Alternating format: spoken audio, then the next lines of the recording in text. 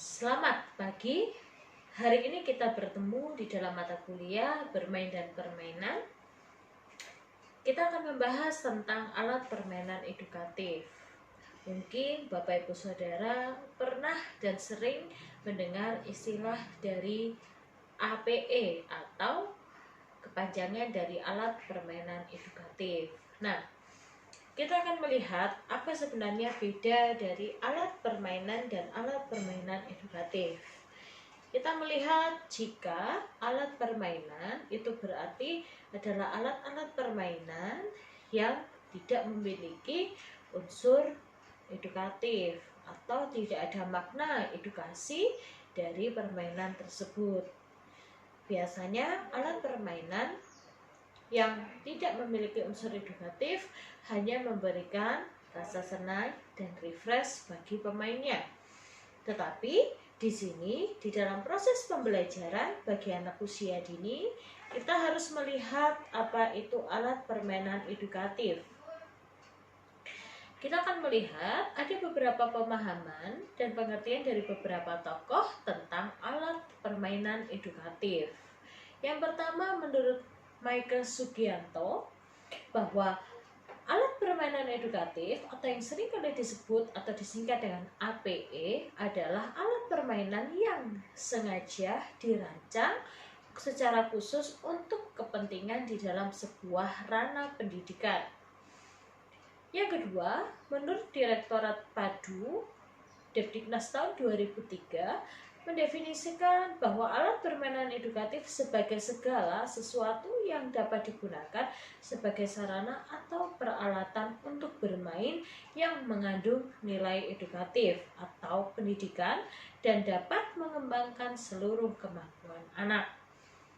Maka dapat kita simpulkan bahwa alat permainan edukatif itu adalah permainan yang dirancang secara khusus yang akan memberikan nilai edukasi bagi anak.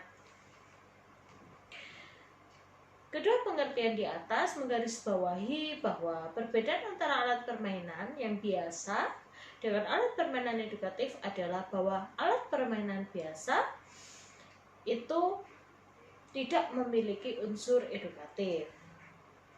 Alat permainan edukatif adalah alat permainan yang memiliki unsur edukasi di dalam perancangannya. Dibuat secara mendalam dengan mempertimbangkan karakteristik anak. Nah, karakteristik di sini adalah kita mempertimbangkan setiap tahapan perkembangan yang akan kita kembangkan dari sebuah permainan. Sedangkan alat permainan biasa dibuat dengan tujuan yang berbeda. Bisa saja hanya dalam rangka memenuhi kepentingan bisnis semata tanpa adanya kajian secara mendalam tentang aspek-aspek perkembangan yang akan dikembangkan melalui permainan tersebut. Contoh alat permainan edukatif yang biasa digunakan untuk anak-anak sekitar usia 1,5 atau 2 tahun bisa berupa bola bersuara. Bola yang di dalamnya ada suara-suara atau bunyi-bunyian yang bisa diperdengarkan kepada anak-anak. Nah, itu termasuk salah satu alat permainan edukatif di mana anak akan belajar untuk mencari rangsangan suara. Alat permainan edukatif itu terdapat beberapa ciri yang ada di dalamnya yang harus dipenuhi sebelum kita lakukan atau kita pergunakan di dalam sebuah pendidikan. Yang pertama adalah alat permainan tersebut ditujukan untuk anak TK. Kita sesuaikan alat permainan tersebut atau rancangan permainan tersebut harus disesuaikan dengan tahapan perkembangan yang bisa kita lihat di dalam Permendikbud 137 di dalam lampirannya dan juga kita cross check di dalam Permendikbud 146. Kita lihat indikator-indikator perkembangannya dan sesuaikan dengan usia anak yang akan menggunakannya. Yang kedua adalah difungsikan untuk pengembangan berbagai perkembangan anak. Nah, itu tadi sesuaikan dengan setiap indikator perkembangan yang ada di dalam diri anak. Yang ketiga adalah dapat digunakan dengan berbagai cara, bentuk, dan untuk bermacam tujuan aspek. Alat permainan edukatif bisa kita rancang secara umum, jadi tidak didominasi oleh satu aspek, tetapi bisa juga kita merancang memang secara khusus untuk mengembangkan secara dominan salah satu aspek, contohnya bahasa atau kognitif. Contohnya permainan Lego itu memang biasanya dominannya untuk mengembangkan aspek kognitif, tetapi tidak menutup kemungkinan aspek-aspek yang lain juga bisa dikembangkan.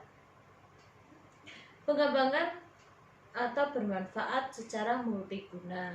Nah, di sini alat permainan itu bisa kita kembangkan dan gunanya banyak sekali ya, untuk berbagai macam aspek, memberikan rasa senang, rasa refresh, itu bisa kita berikan. Nah, yang kelima adalah aman dan tidak berbahaya ya. Alat permainan atau rancangan permainan yang kita rancang atau kita gunakan nantinya harus memberikan keamanan dan jangan lupa kenyamanan bagi anak-anak. Utamakan alat-alat yang aman, tidak berbahaya bagi anak-anak. Dirancang untuk mendorong aktivitas dan kreativitas anak. Nah, alat permainan yang kita rancang harus mewadahi imajinasi anak, berpikir kritis anak, sehingga kreativitas mereka akan muncul. Sebagai contoh, ketika kita mengajak mereka membuat sebuah kartu, ya, bermain membuat kartu yang bisa mereka berikan kepada orang tua, kita bisa memberikan panduan sehingga bentuk kartunya sama. Tetapi di dalam menghias kartu tersebut kita berikan kesempatan bagi mereka untuk mewadahi kreativitas mereka. Nah, yang ketujuh, bersifat konstruktif atau ada sesuatu yang bisa mereka hasilkan. Nah, bersifat konstruktif di sini bisa based on project, dalam artian kita membuat mereka untuk melakukan atau membuat produk-produk tertentu dari permainan tersebut. Nah, ini akan memberikan challenge atau tantangan bagi anak untuk mereka mampu berkreasi dan menciptakan produk-produk yang baru dan mengandung nilai pendidikan. Nah, yang ciri ke-8 inilah yang paling penting, bahwa harus ada nilai pendidikan yang bisa kita tanamkan di dalam diri anak-anak. Nah, setiap nilai ini bisa kita ambil dari setiap unsur indikator, atau bisa saja kita memberikan nilai-nilai kehidupan atau life skill yang akan kita tanamkan di dalam diri anak. Contohnya saja, di dalam mereka mempersiapkan alat permainan atau mengembalikan alat permainan yang telah mereka gunakan, berarti kita menanamkan nilai kemandirian di dalam diri anak. Nah, di situ anak tidak akan tergantung pada satu oknum tertentu. Nah, di sini kita akan lihat bersama apa sebenarnya tujuan dari alat permainan edukatif. Ya, yang pertama adalah alat permainan edukatif ini sangat berguna di dalam proses pembelajaran untuk membantu anak lebih memahami materi yang diberikan. Dalam artian bahwa alat permainan edukatif membantu memperjelas materi yang diberikan oleh guru. Ya, sebagai contoh, ketika guru ingin menjelaskan tentang konsep warna seperti warna-warna dasar, ya, merah, biru, hitam, putih, kuning, dan lainnya. Nah, berarti di sini guru bisa menggunakan berbagai macam media. Contoh yang paling sederhana menggunakan flashcard. Ada juga yang bisa menggunakan origami karena memang sudah berwarna-warni. Nah, di situ anak secara visual akan menangkap, secara audio pun akan menangkap, dan secara kinestetik mereka akan mencoba untuk mengklasifikasikan benda-benda dengan warna yang atau unsur warna yang sama. Nah, di sini alat permainan edukatif itu ketika kita menggunakan origami atau benda-benda di sekitar, itu bisa berunsur edukatif ketika memberikan makna pendidikan bagi anak. Makna pendidikan di sini adalah ada sesuatu yang bisa mereka pelajari. Nah, di sini ketika alat permainan edukatif itu kita gunakan, harapannya seperti yang tadi ada mempelajari unsur warna, dengan adanya flashcard atau kertas origami, benda-benda di sekitarnya, mereka belajar mengklasifikasikan. Kita harapkan mereka akan lebih mampu memahami setiap unsur-unsur warna yang ada. Nah, akan sangat berbeda ya di dalam sebuah pendidikan atau pembelajaran ketika guru memanfaatkan alat permainan edukatif ya, misalnya dengan menggunakan loto warna dan lain sebagainya, atau ketika guru tidak menggunakan alat permainan edukatif. Ini akan sangat berbeda hasilnya ya, apalagi pada anak-anak usia dini, mereka akan sangat membutuhkan media-media pembelajaran yang interaktif, yang inovatif dan kreatif. Nah, di sini maka alat permainan edukatif itu bisa kita rancang sendiri sesuai dengan materi yang akan kita ajarkan. Yang kedua, memberikan motivasi dan merangsang anak untuk bereksplorasi dan bereksperimen di dalam mengembangkan berbagai macam aspek perkembangannya. Nah, tadi ketika kita mau mengajarkan warna, maka berikanlah waktu bagi anak untuk berkreasi ya. Ada kegiatan ketika mereka akan bermain dengan cat warna, menemukan warna-warna yang baru atau unsur warna yang baru, bermain mengelompokkan benda sesuai dengan unsur warna, atau mengelompokkan bentuk sesuai bentuk-bentuk ataupun mainan sesuai dengan unsur warna. Nah, ini adalah ketika kita mengakomodir kemampuan mereka untuk berkreasi dengan memberikan kesempatan bagi mereka untuk bereksperimen tentunya. Yang ketiga adalah memberikan kesenangan kepada anak di dalam bermain ya. Bagi anak, ketika mereka mampu bermain dan diwadahi seperti itu, maka itu akan memberikan rasa senang yang begitu mendalam di dalam diri mereka. Di materi-materi awal sudah kita sepakati bahwa kegiatan bermain adalah kegiatan yang tanpa paksaan, memberikan unsur senang atau kesenangan di dalamnya. Nah, di sini alat permainan edukatif sekalipun, walaupun tujuannya adalah mengajarkan anak tentang sebuah konsep, harus menimbulkan rasa senang. Oleh karena itu, di dalam keseharian pembelajaran biasanya kita memberikan 3 macam paling tidak kegiatan bermain. Nah, nanti kita bisa membagi anak-anak dalam 3 kelompok. Kita bisa rolling mereka atau memberikan kesempatan bagi mereka untuk memilih kegiatan mana yang akan mereka pilih terlebih dahulu, sehingga bisa kita rolling dari setiap macam kegiatan, mereka pun bisa mencobanya.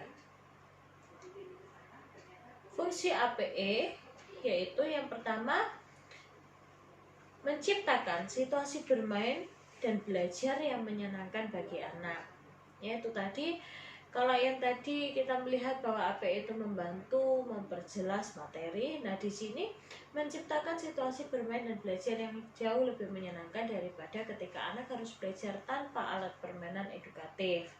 Nah, di dalam proses pemberian rangsangan terhadap indikator-indikator perkembangan, kita bisa menggunakan alat tersebut dan akan membantu dengan benar-benar anak-anak untuk menikmati setiap proses kegiatan belajar yang mereka laksanakan.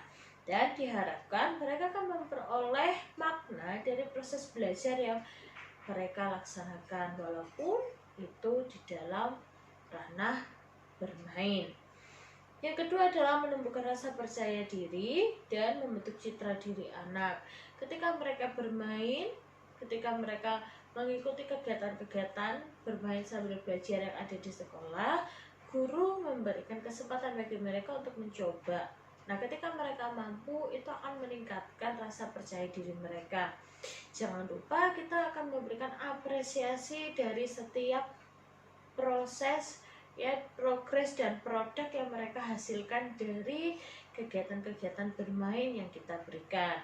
Nah, di sini kita pun akan membentuk citra diri atau image diri yang positif di dalam diri anak. Ketika contohnya dia mampu tadi mengklasifikasikan benda-benda berdasarkan warna yang ada, maka kita akan mencoba untuk mengapresiasi. Nah, di situ hasil apresiasi yang kita berikan akan membentuk citra diri di dalam diri anak. Nah, yang menjadi tantangan adalah ketika kadangkala ada kondisi-kondisi tertentu yang ternyata tidak sesuai dengan harapan kita. Maka di situ bukan berarti lalu kita langsung menjustifikasi anak bahwa dia tidak mampu, tetapi kita berikan pemahaman bahwa apa yang dia lakukan itu masih kurang tepat, bukan berarti salah, karena dia sudah berusaha.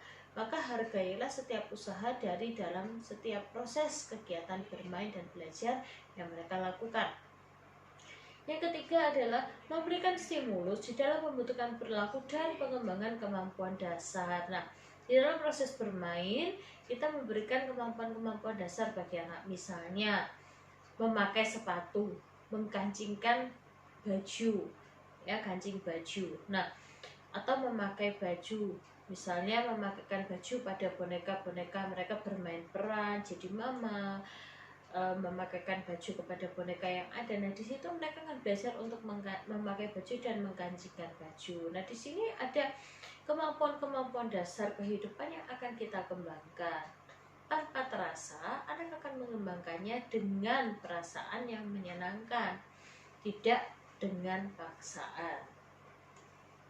Memberikan kesempatan kepada anak untuk bersosialisasi, berkomunikasi, terutama dengan teman sebayanya. Nah, dengan bermain, terutama dengan bermain bersama dalam satu kelompok, anak akan belajar untuk bersosialisasi. Ya, mereka belajar untuk berbagi, mereka belajar untuk memahami dan peka terhadap lingkungan. Mereka akan belajar untuk memahami respon dari lingkungan juga. Ketika contohnya mereka mau meminjam mainan atau bergantian, lalu ada teman yang tidak mau meminjamkan, mereka pun akan belajar untuk merespon. Dan bagaimana ketika ada teman yang meminjam, bagaimana respon mereka? Apakah mereka akan meminjamkan atau mereka tidak meminjamkannya? Nah, ini adalah belajar untuk merespon, belajar untuk bersosialisasi, bahwa ketika mereka bermain, tidak hanya bermain dengan satu permainan dan itu bukan punyanya sendiri, sehingga dia akan belajar untuk menikmati alat permainan itu secara bersama-sama. Dan di situ ada komunikasi yang bisa kita kembangkan. Nah, komunikasi di sini ketika mereka bercakap-cakap, ketika mereka saling berbicara di dalam satu kelompok ketika bermain, di situ pun kita bisa mengamati bagaimana perkembangan kemampuan komunikasi pada diri anak-anak. Jika ada kata-kata yang mungkin kurang tepat, kita bisa membenahinya. Ada beberapa syarat pembuatan APE yang harus kita perhatikan. Yang pertama itu syarat edukatif. Nah, karena ini adalah alat permainan edukatif, maka syarat utama dan pertama adalah harus mengandung unsur edukatif. Nah, di sini bahwa pembuatan alat permainan harus disesuaikan dengan program ataupun kurikulum pendidikan atau konsep-konsep yang akan kita ajarkan bagi anak, sehingga alat permainan edukatif itu akan menunjang proses pembelajaran dan membantu anak-anak untuk lebih lagi mudah di dalam mempelajari sebuah konsep. Nah, di sini syarat edukatif di sini adalah dibuat disesuaikan dengan memperhatikan program kegiatan yang akan dilakukan, terutama di sini adalah kurikulum dan tema-tema. Dan yang kedua adalah dibuat disesuaikan dengan didaktik metodik, artinya membantu keberhasilan kegiatan pendidikan dan mendorong aktivitas dan kreativitas anak di dalam proses pembelajaran sesuai dengan kemampuan, yaitu tahapan perkembangan anak. Yang kedua ada syarat teknis. Yang tadi adalah syarat edukatif, ya. Yang kedua adalah syarat teknis. Nah, di sini ada beberapa syarat teknis yang harus kita perhatikan, yaitu tentang bahan, kualitas bahannya, pemilihan warna, kekuatan bahan, dan lain sebagainya. Nah, di sini dikatakan bahwa APE atau alat permainan itu harus dirancang sesuai dengan tujuan, fungsi, sarana, tidak menimbulkan kesalahan konsep. Contohnya, dalam membuat balok bangunan, ketepatan bentuk dan ukuran yang akurat mutlak dipenuhi, karena jika ukurannya tidak tepat maka akan menimbulkan kesalahan konsep. Nah, misalnya kita ingin mengajarkan tentang geometri, maka harus ada bedanya antara balok, ya, kubus. Nah, itu harus ada bedanya, ya. Bentuk persegi dan persegi panjang, misalnya persegi panjang jelas bentuknya lebih panjang daripada bentuk persegi. Nah, di sini harus memang konsepnya benar di dalam membentuk alat permainan itu. Bentuknya harus jelas sehingga tidak memberikan kesalahan konsep. Nah, yang kedua adalah AP hendaknya multiguna ya, seperti permainan balok. Bisa digunakan untuk mengajarkan geometri, bisa untuk membuat rancang bangun dan lain sebagainya. Nah, walaupun ditujukan untuk tujuan-tujuan tertentu, tapi bisa digunakan secara multiguna, yaitu mengembangkan seluruh aspek baik secara individual maupun klasikal. APE dibuat dengan menggunakan bahan yang mudah didapat di lingkungan sekitar. Ya, carilah bahan-bahan yang mudah didapatkan. Jangan menggunakan bahan-bahan yang sulit didapatkan di lingkungan sekitar. Dan perhatikan persyaratan ekonomis. Ya, kita harus menyesuaikan dengan kemampuan beli dari sebuah lembaga. Dalam artian, ketika kita merancang alat permainan, jangan merancang dengan menggunakan bahan-bahan yang terlalu mahal. Kalaupun kita menggunakan bahan-bahan yang harganya agak mahal, berarti harus yang awet, yang bisa digunakan secara berkala, tidak digunakan hanya satu kali saja. Ya, itu secara ekonomis akan membantu lembaga untuk melakukan penekanan biaya terhadap pengadaan alat-alat permainan. Bahan bekas itu bisa kita gunakan, tetapi harusnya masih layak pakai. Ya, aman, tidak mengandung unsur yang membahayakan, ya, misalnya tajam, ya, beracun, ya, ataupun yang lain-lainnya. Nah, kita harus mencari alat-alat permainan yang aman bagi anak, yang tidak membuat anak mengalami bahaya. Ya, APE hendaknya awet, ya, harus awet, kuat dan tahan lama, sehingga efektif jika akan digunakan secara berulang-ulang. Mudah dalam pemakaian, ya, menambah kesenangan anak untuk bereksperimen dan berekspresi, berkreasi dan bereksplorasi. Dapat digunakan secara individual dan kelompok. Nah, yang ketiga adalah syarat estetika. Syarat estetika di sini adalah menyangkut unsur keindahan atau kemenarikan dari sebuah alat permainan edukatif yang kita rancang. Nah, di sini sangat penting diperhatikan unsur estetika ini. Kenapa? Karena ini akan memotivasi dan membuat anak tertarik dengan permainan-permainan yang kita rancang. Ya, bentuk yang elastis, ya, bentuknya adalah elastis. Dalam artian bentuknya bisa diubah-ubah, itu biasanya akan lebih menarik. Ringan, mudah dibawa oleh anak, tidak membuat mereka keberatan. Yang kedua adalah keserasian ukuran, tidak terlalu besar dan tidak terlalu kecil, tetapi pas untuk dimainkan oleh anak. Baik, dan ini harus disesuaikan. Kalau permainan itu adalah permainan yang bersifat individual, berarti harus pas untuk satu anak. Untuk kelompok, berarti harus menggunakan alat-alat permainan yang ukurannya pas untuk digunakan dalam kelompok berskala, katakanlah 4-5 anak, seperti itu. Warna, ya, kombinasi warna harus serasi dan menarik. Nah, biasanya anak-anak akan suka dengan alat-alat permainan yang warnanya itu mencolok, ya, eye catching, dalam artian warna-warna yang langsung bisa membuat mata mereka itu tertuju kepada benda tersebut, misalnya orange, merah, kuning, hijau, warna-warna seperti itu. Anak itu memang tidak terlalu suka dengan warna-warna yang unsur gelap, ya, seperti ungu, biru tua, hitam, itu hendaknya kita hindari.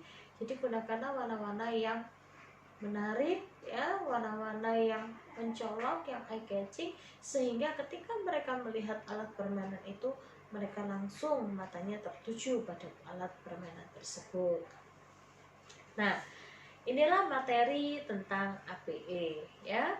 Bapak Ibu Saudara, kita sudah mempelajari tentang alat permainan edukatif, ya, bahwa alat permainan edukatif itu adalah sebuah alat permainan atau kegiatan bermain yang kita rancang secara khusus yang akan mendatangkan unsur didaktik atau pedagogis di dalam diri anak. Ya, anak mampu memaknainya dan anak mampu memetik sebuah pembelajaran dari sebuah alat permainan edukatif yang kita rancang. Nah, diharapkan alat permainan edukatif ini akan membantu mereka di dalam proses kegiatan pembelajaran dan membantu kita sebagai guru untuk memberikan atau menanamkan konsep-konsep yang akan kita ajarkan bagi mereka. Oke, sekian untuk materi alat permainan edukatif. Saya berharap video ini dapat membantu ibu-ibu untuk lebih memahami tentang alat permainan edukatif. Terima kasih.